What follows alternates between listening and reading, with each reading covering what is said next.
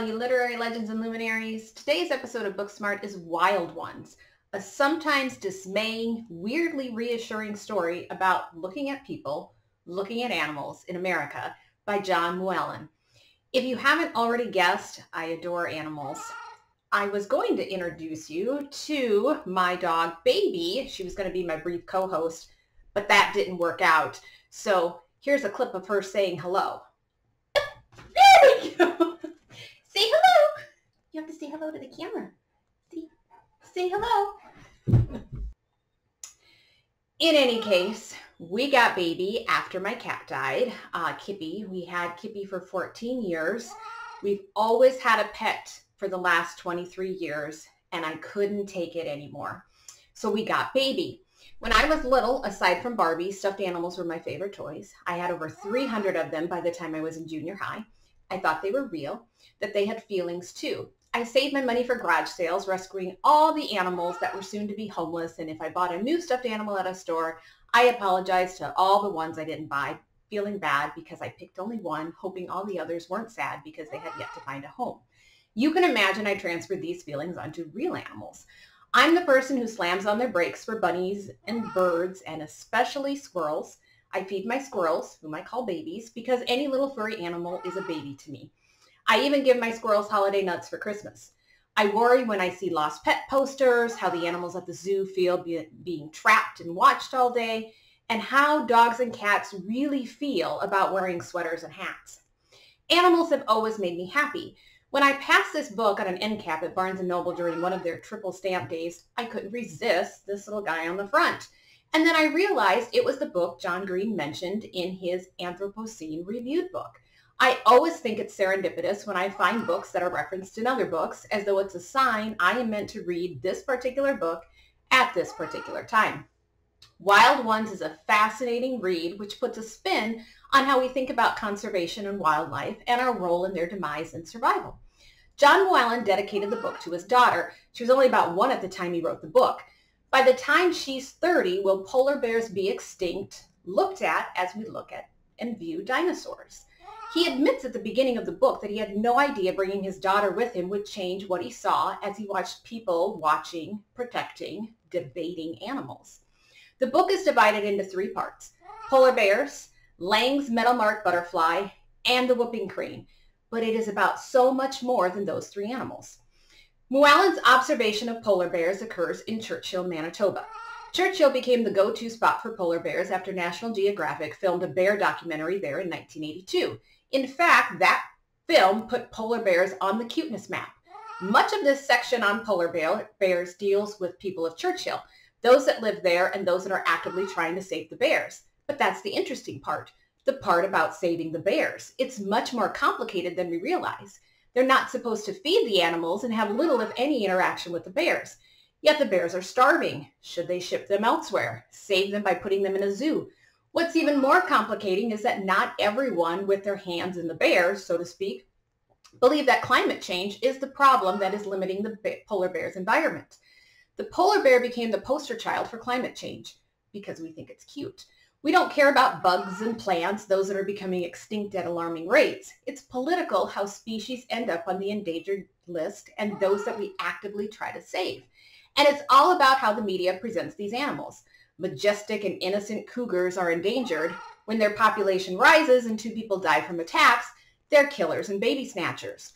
The teddy bear caught on as a popular toy. Billy Possum did not. Mooallem develops such fascinating information outside of the polar bear, yet intricately connects to our feelings on polar bears. I love these types of books. The author visits those polar bears in Churchill, so readers get his first-hand account of what he saw. And Martha Stewart was even there filming her own footage at the time. Mooallem writes of his time in Mooallem about this. In the 21st century, how species survive or go to die may have more to do with boredom than with Darwin.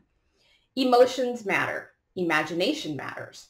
The way we see a species can impact its standing on the planet more than anything covered in ecology textbooks.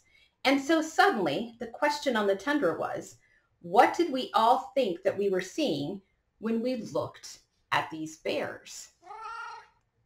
And it's really interesting to think about that, because do we think about that? We don't. Part 2 then is about butterflies and the people who count them. The Antioch Dunes in California is the only place on Earth where the Lange's metalmark butterfly lives. Volunteers count them very unscientifically. Even how species are grouped is somewhat random, bringing to mind another Booksmart book, Pathological, with the organization of the DSM. Mooallem compares the polar bear with the butterfly and how our attitudes are on differing ends of the spectrum. We won't feed the polar bears, but these dunes would not survive without human involvement. Let me read you this as Mooallem revisits polar bears in relation to the butterflies. There had been wariness of conservation reliance like this looming in the back and forth over whether Dan Cox should have fed those starving polar bear cubs in his video. Lost in the ignorance and outrage were a few sensible people who claimed to understand the problem of climate change perfectly and to understand that feeding individual polar bears wasn't going to remedy the larger, more horrible situation. But they still wondered if we should be feeding the Hudson Bay bears anyway, because, like it or not, that's what might be necessary now to keep those animals in the world. Conservationists cast any long-term effect to feed polar bears as logistically problematic, prohibitively expensive, and dangerous. But it's also philosophically ugly. Making polar bears dependent on us for their very survival in such a hands-on way can feel like just as much of a defeat as letting them die out. It would mean conceding that their ecosystem is irreparably broken and that we have to be responsible for them in perpetuity, not just step in temporarily to save them. It feels too much like playing God, even if arguably that's exactly what we've become.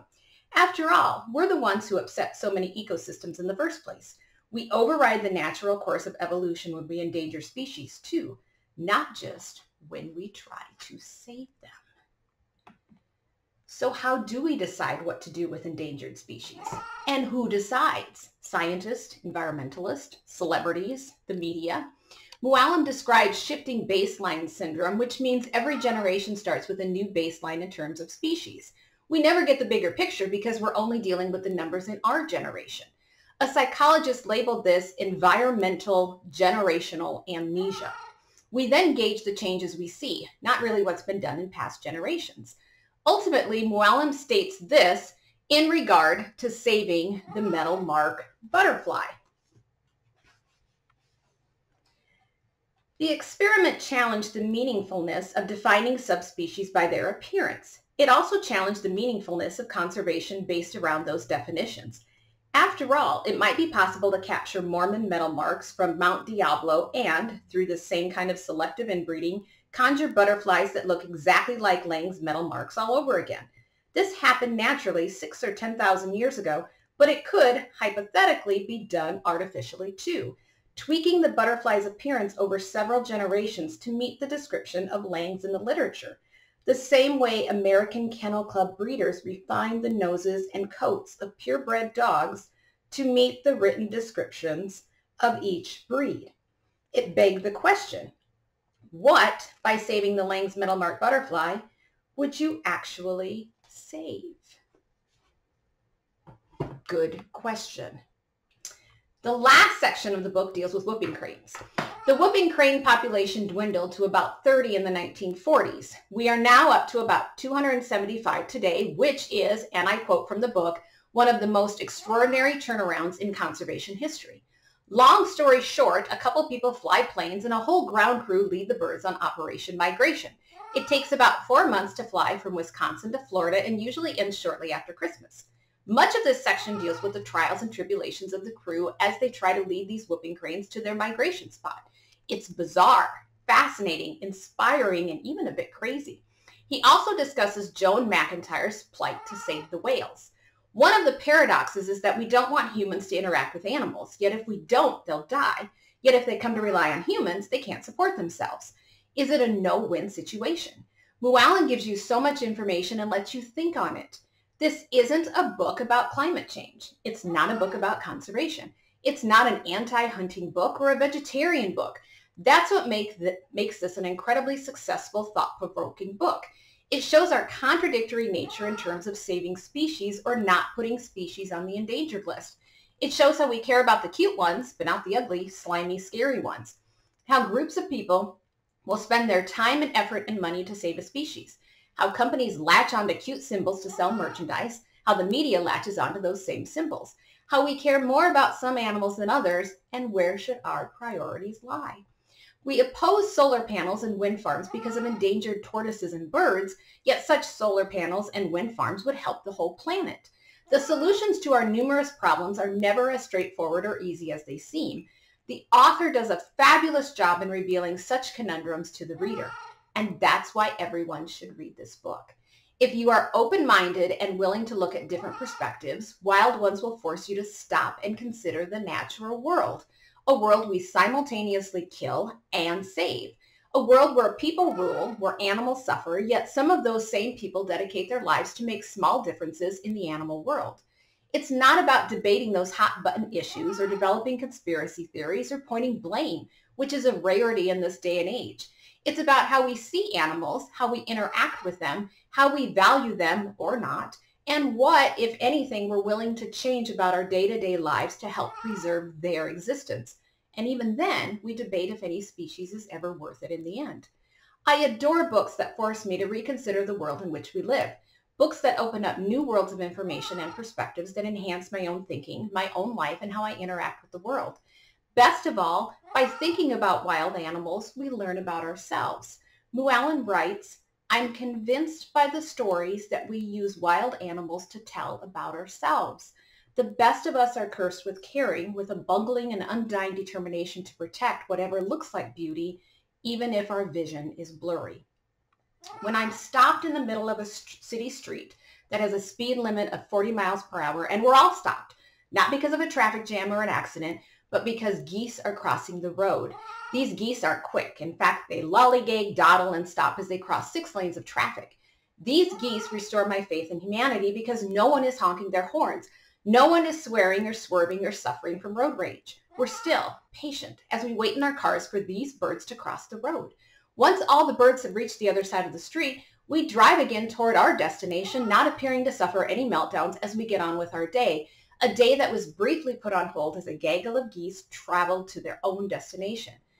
I'll close this episode with a final quote. Mooallem ends his book with something one of the pilots of the whooping crane migration said. This dedicated human said it about the birds, although I think you can apply it to any animal. These birds, they've got a key that just unlocks the goodness of people. Thanks for watching. As always, my goal on Booksmart is to get a little bit smarter, one book at a time.